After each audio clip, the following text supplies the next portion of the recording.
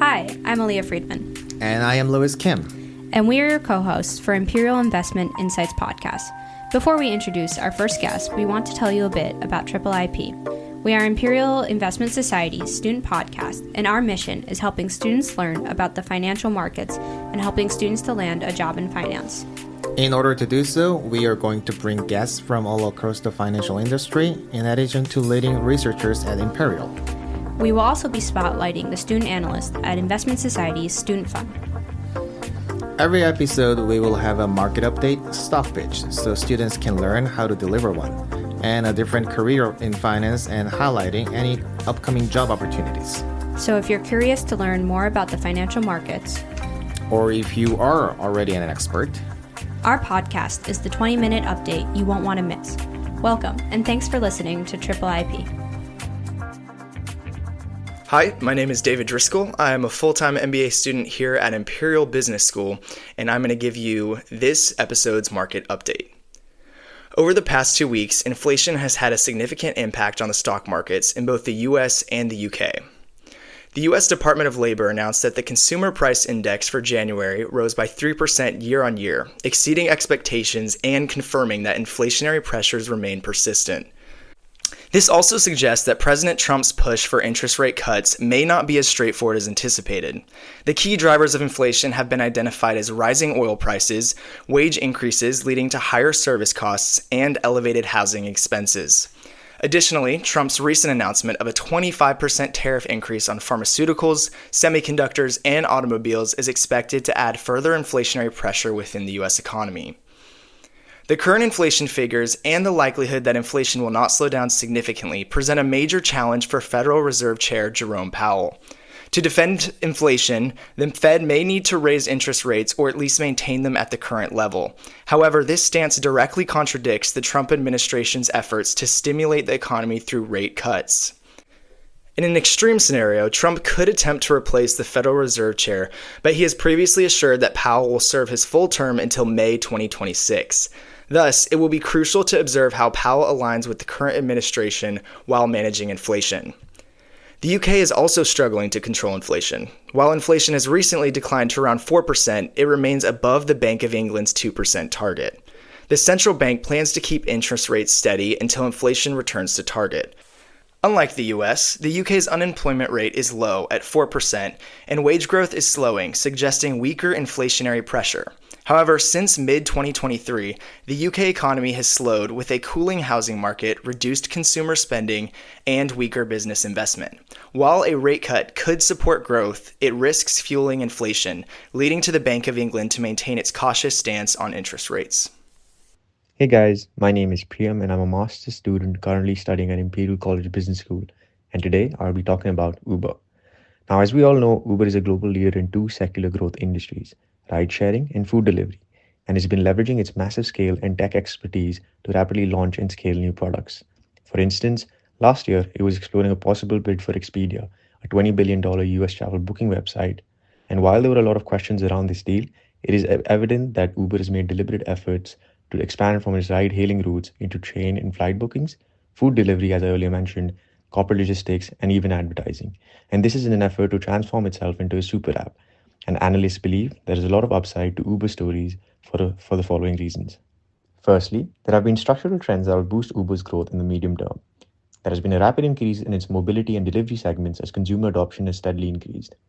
Its gross bookings have grown at approximately 20% year on year in the past 3 years and is projected to grow at this rate until 2026. The global mobility market was worth $154 billion in 2023, with Uber penetrating 68% of the market with a global market share of 65%. With room to expand given its globalization capabilities and penetration. Similarly, Uber has penetrated 54% of the food delivery market with a market share of 23%. Secondly, the company has solid fundamentals. It generated $37.2 billion of revenue in 2023 and is expected to grow this to $60 billion by 2026, boosted by revenue synergies and a growth in its TAM. It has steady and growing free cash flows and counter-cyclical attributes given its gig economy business model. Coming to valuation, the stock is currently trading at $78, and most reports quote a December 2025 price just north of $90, which roughly equates to 18 times 2025 expected EBITDA and 19.5 times expected free cash flow. Now, this is at a premium to its peers like Lyft and DoorDash, which are expected to trade around 11 times free cash flow, which many believe is warranted given Uber's continued execution against key growth and profitability initiatives, gaining S&P inclusion and a projected $7 billion in share buybacks ahead. Hi, my name is Aaliyah Friedman. I'm a full-time MBA and one of the co-producers of Imperial Investment Insight Podcast, or IIIP. Today, we're joined by my co-producer, Louis Kim, the full-time MBA also, like Aliyah, and I'm the co-producer of IIIP. And Batu, I'm the Chief of Staff for Barclays Europe. Thank you so much for joining us today. Chief of Staff, that's a lot, but could you briefly tell us a little bit about your background? Sure. Well, to go all the way back, I think I was born in Turkey. I was raised in a city called Bursa, which is very close to Istanbul. Went to a French high school, and then I absolutely hated the French system. So I wanted to study in the US, got accepted to Johns Hopkins. And at that time, I had no idea what I wanted to do with my career. But then I think I got caught up in the Hollywood effect of investment banking to some extent, and decided to take steps towards that. Had a summer internship in my second year in Turkey, in Deloitte, in their corporate finance department, which was kind of like a mock investment banking setup in Turkey. And then in my third year, I had a one-year exchange at LSE, which kind of coincided with like a lot of kids who wanted to do banking at that time.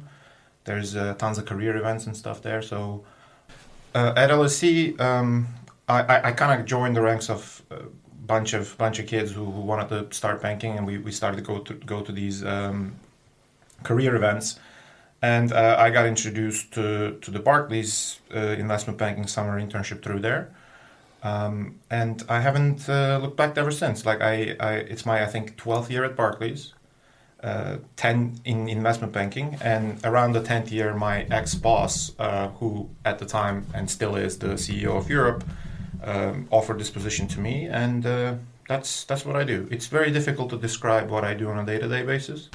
It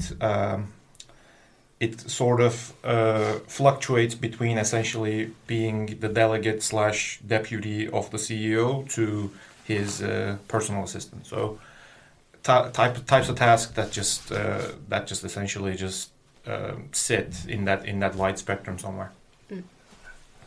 All right, and we did our pre-research on your LinkedIn. Oh, wow. I'm scared. All right. And we found out you spent most of your professional career in Barclays. All of it. Yeah. And how is it like to be working in Barclays? So what's so special about it, and what differs from other institutions? Oh, well, before I guess I answer that, I have to say I'm not here, to represent Barclays, or I'm not paid to do it. Absolutely, yes. Or in a way, I'm not media trained to kind of like answer this question on their behalf. But I can tell you a bit about like my experience. I think it kind of is related to three main things, and I think the first thing obviously is the recruitment side of it.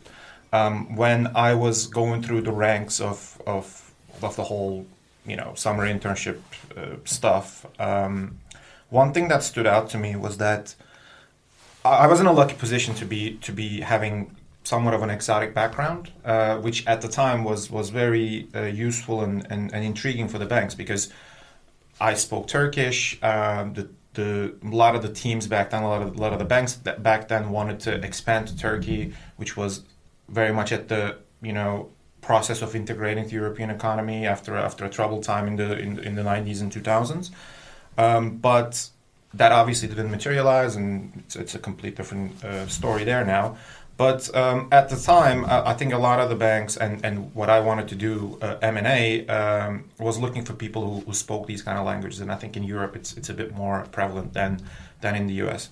I had the luxury of having a bunch of interaction with places like Morgan Stanley, Goldman, Citi, etc. And out of those experiences, I think, interestingly, Barclays was the place that essentially made me feel like they were interested in me rather than the skill set that I was going to bring. Because a lot of the banks, they're looking at these as a way to just get, to some extent, cheap resources, good smart people that they can mold into good employees one day. And what was quite interesting about Barclays is that when I was sitting down with them for an interview, they didn't really, start off with like, oh, tell me how you do a DCF or whatever. They actually wanted to get to know me. And there was a guy, I think, who moved on since then, but Marcus Jackson, I don't remember, I always remember his name because he has like the name of a basketball player. We had a 25-minute interview where we simply talked about, what he does outside of the work, and his point to me was, look, if you can have a meaningful conversation with a stranger for 25 minutes, then you can share a taxi ride with a CEO, or you can essentially convince the corp dev guy to go ahead with your idea, etc. So it's all about like personal connections. And I think as I moved on from there to more senior positions in the bank, I realized that to be the case. And I think in that sense, Barclays being invested in me as a potential partner, as a potential employee down the line made much more sense to me than just a skill set that I was going to bring for a lot of places. The second thing, obviously, it doesn't just end with recruitment, right? And again, like I'm saying, I'm not trying to market my place, but I was very lucky enough to be surrounded with people who had a genuine interest in my well-being, my career, and where I was, going. I was in a fantastic team, FIG team, at Barclays, FIG M&A. We covered financial institutions primarily. I had a fabulous boss, Mike Lamb, who was leading the charge at that time. Then my current boss, Francesco, joined, and we had a fantastic team back then, where you genuinely felt like you were there with people that cared. I'm not saying it wasn't like there was a lot of hard work. There was a lot of difficult times. Obviously, it's all up and down, but there was this underlying sense that something was nice about it. And I think the final point with regards to just 12 years at Barclays is that I think ultimately the place, the people, its culture allowed me to be myself. It didn't try to force me into something that it didn't try to force me into a banker image or some form of like a profile that they can promote, right? Like they just let me be, and all the tasks, responsibilities, etc. that start to shape as per my personality. I think that is unique, that you don't get a lot in places like banking. Glad that DCF doesn't matter that much, because Alia and I are having a hard time figuring that out in our corporate finance class. Yeah. Interestingly, I mean, I think one thing that is quite important to note there, and I think that kind of relates back to my answer as well, like there are people like that when you interview who just want to get to know you and, interested in you because they know they know under it that those kind of technical things you can teach, right?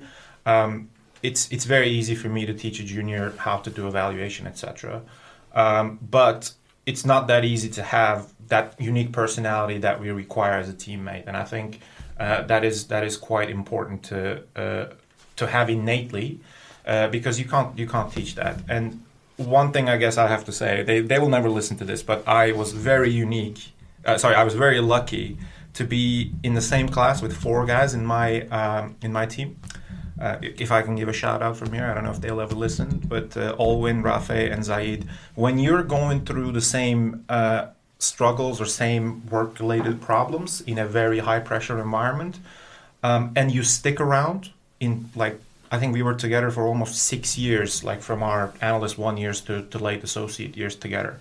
And you create a camaraderie and you start to build the DNA of a team that starts to shape around you, because then the recruitment is done in the same way, right? Like when you go talk to juniors or like students, you're looking for people that can integrate into that.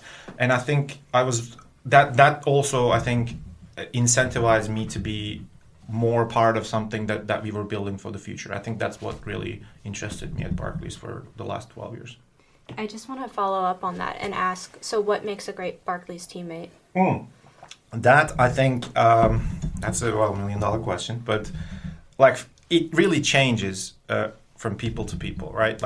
But at least my priority is just sense of responsibility and dependability, because like people have different quirks and different, ways of dealing with things, the different ways of working. To give you an example, and I'm not gonna name him because that he might get in trouble, but like I had a junior teammate who I worked very closely, and he was Italian, and he really wanted to spend his summers in Sicily, right? Like, but obviously you can only take, I don't know, 2 weeks, 1 week, whatever in the summer. But he said, look, this date to this date, I want to be there. And he would go and work. I knew that, if I needed him on a call, if I needed him to do something, he was going to be around. He was going to be, present. And that's the most important thing, because you can't just force people to be like or act in a way that is just not working for them. And those kind of goodwills that you generate with people and teammates, that is quite useful, because down the line you can rely on to do things. Same thing happened with me, like when I needed some flexibility with my studies, etc. down the line, like these people were there to step up and essentially cover for me.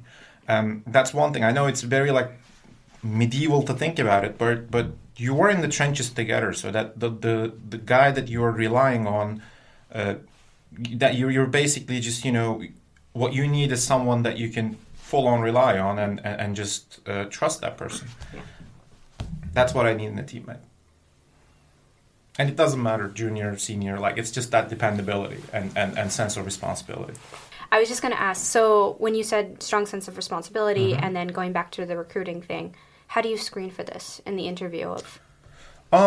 It's interesting, because no matter what sort of task or assessment center I do, I think there's something innate about that. Like you look someone in the eye and talk for like 5 minutes, and you have a kind of like an idea what kind of a person they're gonna be, right? And I don't know, like you look for certain. You don't necessarily look for buzzwords or pet peeve answers or anything like that. It's more so just the vibe that they give to you. And I don't know. I think I'm the last generation who kind of played in the streets to some extent.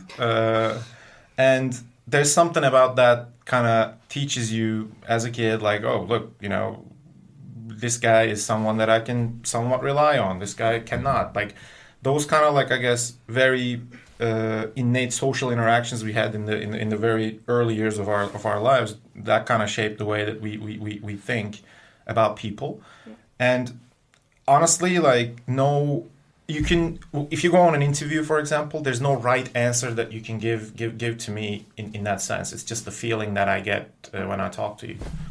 And I think that's quite painful these days because of recruitment volumes and everything, because we don't necessarily get a lot of airtime with the people that ultimately end up becoming our interns, juniors, or whatever they are. Upon that scary pre-research, you've done your career. You started your career with a financial institution group, and a lot of students, including us, are curious about the financial institution group work. So, how is it working in that team, and what works do you do in the financial institution group? Well, I think first of all I'm flattered because FIG Group is not considered sexy in the grand scheme of things in the world of banking, I have to say. At Imperial it is. Oh, thank you. Nothing is unsexy in Barclays. But well, to start off, like, did I knew? Well, first of all, and I think that kind of is a testament to fate, I guess. When I was recruited as an intern, and I don't know if it still is the case, you make certain preferences as to which groups, which teams you want to go to, but ultimately it's the company that decides where you go. I had no idea what FIG was. I had no idea how to value banks or anything of that sort. And at the time, I wasn't specifically interested in it. They put me in it because there was a big Turkish project going on, and they basically needed someone who spoke the language. But interestingly, dynamics of FIG is completely different than any other coverage group that you can have out there. First of all, the whole financial statements and the way that you approach to them is different. And it's unique to FIG. Like a lot of the bankers that you have, for example, if they're covering industrials, yes, they may not necessarily know what the KPIs, etc., for CRG is, that is Consumer Retail Group, but the underlying mechanisms of approaching financial statements, valuing companies, etc., they're all the same. So after a small transition, they will be able to do, what a CRG banker does. Whereas in FIG, that's not the case. But for a FIG banker, it's different. The whole dynamic is different. And the second thing is, and I think that's what keeps it quite busy, is that a lot of the other coverage groups, whether it's TMT, whether it's CRG, as we just talked about, or industrials, etc., they go through ups and downs in terms of volume and activity, because economy just shapes that way. Whereas on the financial side, you do need financials when times are good for growth. Whereas on the flip side, when times are bad, you also need finances to just make sure that you're staying afloat. So banks, insurance companies, pension companies, whatever you can think of, there's constant volume and activity around that. That keeps it very dynamic. That keeps it very busy. That's the way. That's why, if you go to and talk to a lot of bankers, especially the junior ones, they don't want to be in the FIG group because the hours are a bit worse and activity level is a bit higher, and it's niche in that sense. Can you quantify what you mean by the hours are worse? Oh God, I hate that question because it really varies. It's not a 9-to-5 job, and I'm sure if my Barclays corporate comms teams listen to this, they're gonna be horrified by it. But ultimately, as I said, it's a sense of responsibility thing, right? I never shut off my laptop and went home knowing something on the background was still needed to be done. That's just how culturally the whole industry kind of works, right? And there have I was at a time, especially in my junior years, where some horrific things happened from a work-life balance perspective, and I think I was in that lucky phase where banks and the entire industry was taking some initiatives to make sure those kind of things don't happen. It was going really well for a while, and then I think we started to go back to our old ways, especially after COVID. And I saw something on the news, I think around a couple months ago, and that was really sad. When these kind of things happen, I think we need to take a moment and look back and see, where we are doing something wrong. And problem is never around, let's set a time and then everybody needs to be out by then type of thing. It's more so as to just being people managers. A lot of the bankers that I know, and that's why in the industry we have this such turnaround, they're not good people managers. I was very lucky to work with very good people managers, but they prioritize objectives and they prioritize tasks rather than people. That's a very short-term vision of dealing with things, because yes, you can get the pitch book out. Yes, you can make sure that that presentation is ready for the client for 9 a.m. Monday morning. But ultimately, you are digging through someone's patience and someone's well-being. Yeah. In many instances, and you got to be able to see that and act accordingly. Just I know I dragged the answer a bit, but what was also kind of unique to Barclays is that in my internship I wanted to quit twice because of how different it was than my expectation of what banking is going to be from a volume and hours perspective.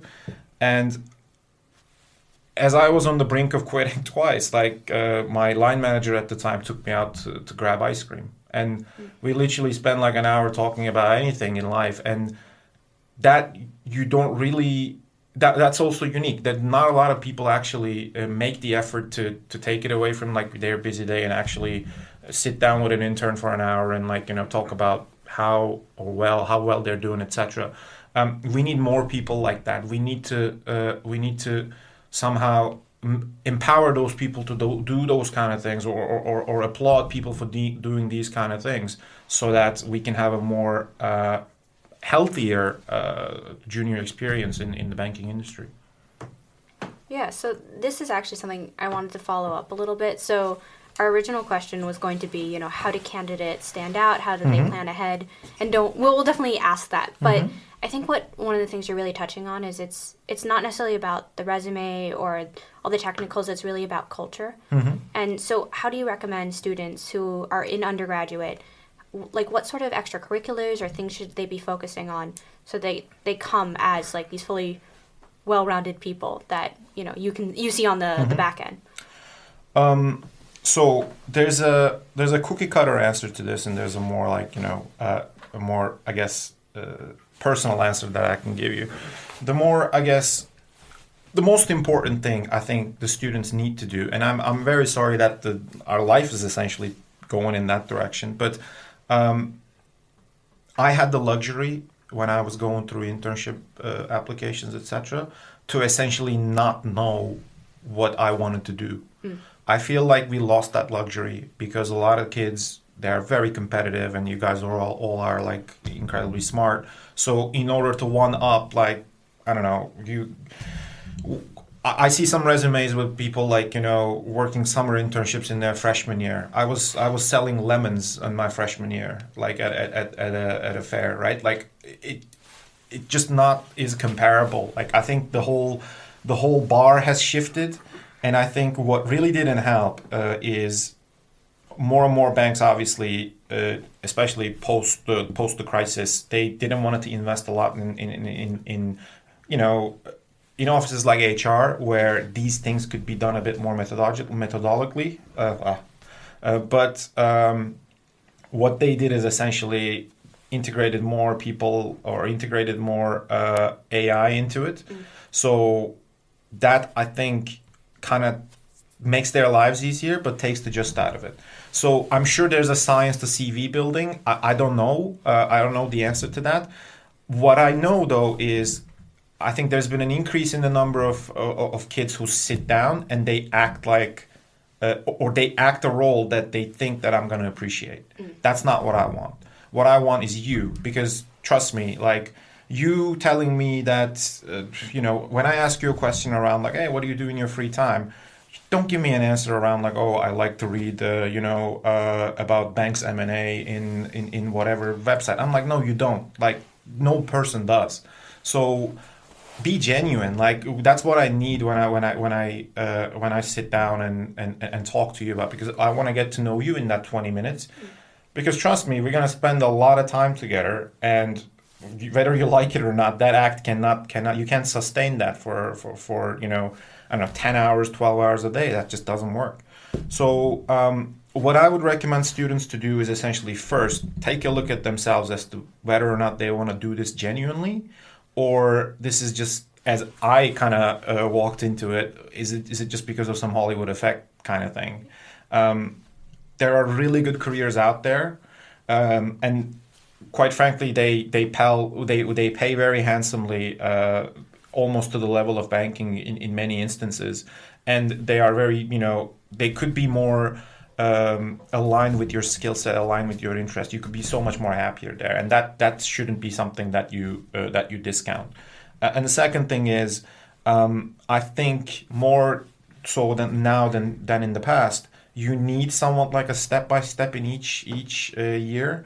And know it because my fiance's sister is going through the same thing right now, and she's being penalized because she wanted to do a summer IB internship, and she has relevant experience in wealth management, and she applied all across the board like every student does, like with million applications, and IB ones are coming back as negative, whereas wealth management ones is coming back as positive, and she's a bit baffled as to, hey, I'm 18, 19. Well, I should be just, experiencing different aspects of a career before I get to choose what I'm doing. Whereas I think the tables have flipped a bit now where since there's so much volume and so much talent out there, companies can just see who could be kind of like their day one help, if that makes sense. But that said, couple I guess like recommendations. One, don't take yourself too seriously. I think the right attitude to come in, whether it's an interview or at the job, is you're there to be a sponge. You're there to learn, right? Like, I know you guys have really good, for example, professors teaching you about corporate finance and all that stuff, right? But like, don't give me a theoretical lecture about how we should be going about about our discount rate or anything. I'm like, don't like. There's certain aspects of like academia that doesn't necessarily translate into real life. Be conscious of that. Be conscious that you're probably coming in working with very stressed, high tempo people who've been doing this for a while, and they're trying to find the most practical way of doing things. So be there, learn, and have the attitude of, hey, is there anything I can do to help? And I think once you do that, it's just sky's the limit for like a junior resource that we have or an intern. And I know that doesn't answer the question because I still do not necessarily know what the magic formula is to get your foot through the door. When I was applying, I got accepted to assessment centers, etc., from like really big places. But I also got auto rejected from places where I wouldn't even take their calls today.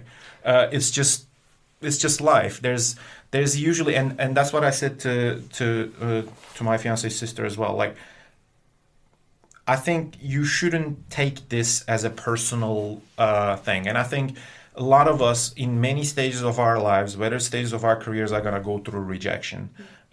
Students that are very, very like in places like this are top of the crop, super talented people. Like they haven't really faced rejection in their lives.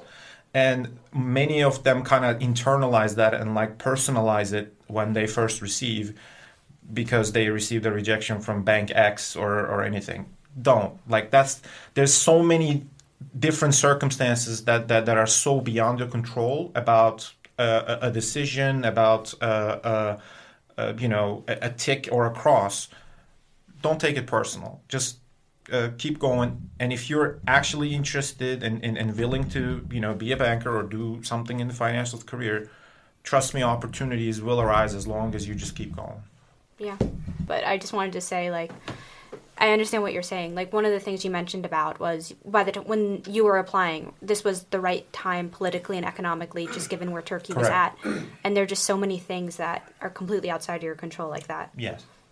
And, I mean, these kind of dynamics really change because of the whole, I was in such a disadvantage at the time because I was also competing with a lot of European kids who had the same level of, work permits and everything that a UK student would have.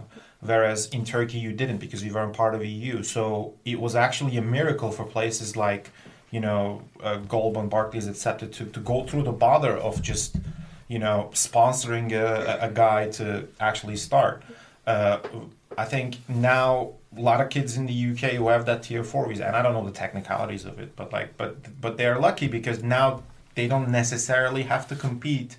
And I'm saying because, obviously there's not a quota or anything, or people don't necessarily say, oh, you're from this nationality, go away. That doesn't happen. It's just practically easier for a British bank to centralize its recruitment efforts around colleges in the UK. Yeah. Okay. I've been talking a lot, so I will let you ask the last two questions. Yeah. So second to our last question is interestingly, last year you completed Master of Science in Sports Management. Yes. That seems quite relevant to finance industry, but what's the reason you pursued that degree and what's the most enjoyable time while you're doing that? Well, I'm gonna, I think, market it with Barclays again because, again, I was in such a unique team and such a unique place that allowed me to pursue this. The story behind it is that I went through COVID blues like everybody else. I was working in my kitchen table in Canary Wharf for like 13 hours a day, having horrendous back pain and trying to pick up like yoga poses from the yoga app, whatever that people used to have. And I'm like, I don't want to do this. I want to just, focus on something. And football and sports industry is something that I'm super passionate about. And at the time, I booked a conversation with my manager, and I said, Luca, I want to quit and go to Switzerland to do 1 year FIFA course about football. And he's like, okay, let's have a conversation about that. And I actually wanted to go on a sabbatical, or I said, look, I can just quit if that's okay. And they went down and sat down with me and said, look, they first expressed how important I was to them, which is something that's really useful to hear, especially if you're going through the whole COVID thing on your own, working really long in a really not ideal situation. That appreciation is very much appreciated on my side as well. And the second thing is, and they said, why don't we try to come up with a structure that allows you to do this part-time, look for programs that could be more conducive to this, like we'll be supporting you. It's unheard of in the world of banking. At the time I was still working with the FIG M&A team, to just do a master's on the side, because it just takes so much time commitment and dedication, and obviously you go to like lectures and stuff, right? Like my team was so nice in that they just said, okay, I was just like bouncing at like 4 p.m. and saying, hey guys, I'm going to class, and they're like, okay, cool, like we'll figure it out. That's rare. And what I really liked is that probably for the first time in my life, I studied something that I was absolutely passionate about. Like I studied applied math at Hopkins. I did it because I thought that was,